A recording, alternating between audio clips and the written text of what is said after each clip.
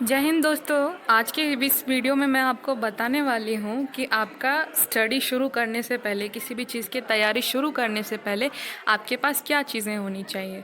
इसकी शुरुआत आपके घर से, आपके कमरे से होती है। तुम जिस कमरे में रहते हो ना, जिस रूम में तुम रहते हो, उसको देख करके लगना चाहिए कि हाँ भाई, ये जो बच्चा है, ये जो स्टूडेंट है, ये दिन रात केवल और केवल अपने लक्ष्य के पीछे भाग रहा है।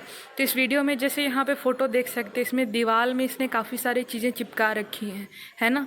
तो तुम जब अपने रूम को डेकोरेट करो या तुम्हारे रूम का जो दीवार है ना, उसमें ऐसी चीज़ों को चिपकाना जो तुम्हें जल्दी से याद नहीं होती। वो मैथ्स का कोई फॉर्मूला हो सकता है, इतिहास की कोई डेट हो सकती है। आगे जब तुम पढ़ाई स्टार्ट करोगे तो तुम्हें पता चल जाएगा कि क्या क्या चीज़ें तुम्हारे लिए हार्ड है। उन सभी चीज़ों की ऐसी कलरफुल चिट बना करके तुम अपनी दीवार में लगा सकते हो, ताकि जब भी तुम अपने कमरे में आओ, तुम्हारी नज़र उस पर पड़े तो तुम्हें याद हो जाए। इंपॉर्टेंट डेट्स भी तुम इसमें लगा सकते हो। इस तस्वीर में भी देखो, इस तरह से बनाना है,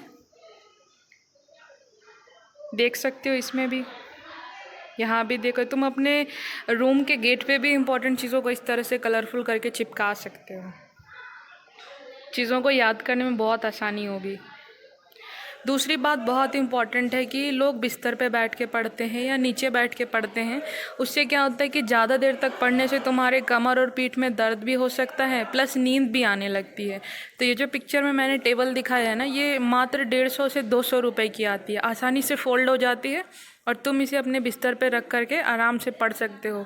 इससे तुम्हें दर्द की जो समस्या है पीठ वगैरह की, वो भी नहीं होगी और अच्छे से पढ़ाई भी कर पाओगे। तो एक स्टडी टेबल ज़रूर लेना। दूसरा, तुम्हारे पास पेन, पेंसिल, स्केल वगैरह सब कुछ होना चाहिए। पेन में तुम कलर शामिल कर सकते हो, ब्लू, ब्लैक, रेड, ग्रीन, और वो अलग अलग कलर के जो पेन होंगे ना, अलग अलग चीज़ों को लिखने में तुम्हारे काम आएंगे। नेक्स्ट है हाइलाइटर। जैसे मान लो तुम किसी चैप्टर को कंप्लीट कर रहे हो, कोई सी भी बुक है, कोई सा भी चैप्टर है, जो लाइन तुम्हें इम्पॉर्टेंट लग रही है ना, उसे तुम अंडरलाइन कर सकते हो। मान लो जो चीज़ तुम्हें याद हो गई उसे तुम ब्लू कलर से हाईलाइट कर दो। जो चीज़ तुम्हें बहुत हार्ड लग रहा है ना, कि तुम याद नहीं कर पा रहे हो, उसे रेड लाइन से अंडरलाइन कर दो। मतलब कोई भी ऐसी चीज़ जिसे तुम याद रखना चाहते हो। इतनी मोटी बुक्स है और इतनी सारी लाइन्स में याद रख पाना आसान नहीं है, बट हाईलाइटर तुम्हारे काम को आसान कर देगा। नेक्स्ट चीज़ है कॉपियाँ। मैं बताऊंगी कि किस किस सब्जेक्ट के लिए कितनी कॉपियों की तुम्हें ज़रूरत है, बट कॉपी मस्ट है। देखो, वीडियो देखना अच्छी बात है, स्क्रीनशॉट लेना भी अच्छी बात है, लेकिन पढ़ाई का एक रूल जो मैं हमेशा फॉलो करती हूँ वो ये है कि जो भी चीज़ मैं पढ़ती हूँ ना, उसे मैं लिखती ज़रूर हूँ। क्योंकि पढ़ा हुआ इंसान भूल सकता है, देखा हुआ इंसान भूल सकता है, लेकिन जो चीज़ को इंसान लिख लेता है उसे इंसान कभी नहीं भूल सकता है।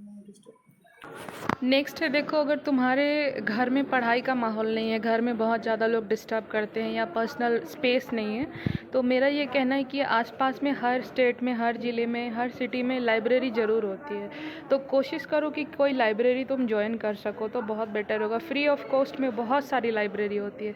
और इंसान की फितरत है ना कि वो जब दूसरों को जो काम करते देखता है ना, तो उसका मन भी वो काम करने को करता है। तुम अपने कमरे में होगे, अपने रूम में होगे, हो सकता है तेरा मन ना करे, तुम सो जाओ, तुम बैठ जाओ, तुम मोबाइल चलाने लग जाओ। लेकिन जब तुम लाइब्रेरी में बहुत सारे लोगों को पढ़ता हुआ देखोगे ना, जहाँ पे अगर कोई एक पेज भी पलटता है तो पूरे लाइब्रेरी में उसकी आवाज़ गूंजती है, इतनी शांति होती है, लोग इतना कॉन्सेंट्रेट करके पढ़ते हैं, तो तुम्हारे अंदर भी अपने आप वो पढ़ने की इच्छा उत्पन्न होगी। तो अगर पॉसिबल है तो कोई लाइब्रेरी ज़रूर ज्वाइन करना।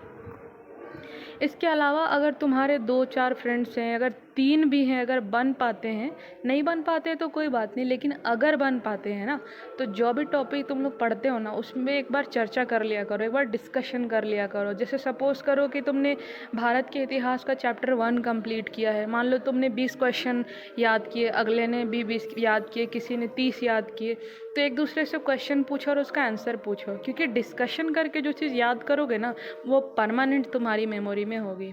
तो आई होप कि इस वीडियो में मैंने जितने टिप्स दिए हैं स्टडी शुरू करने के लिए, अगर उनको तुम फॉलो करोगे, पढ़ाई बोरिंग भी नहीं लगेगी, तुम्हारा कोर्स कंप्लीट भी हो जाएगा और बहुत हेल्प मिलेगी।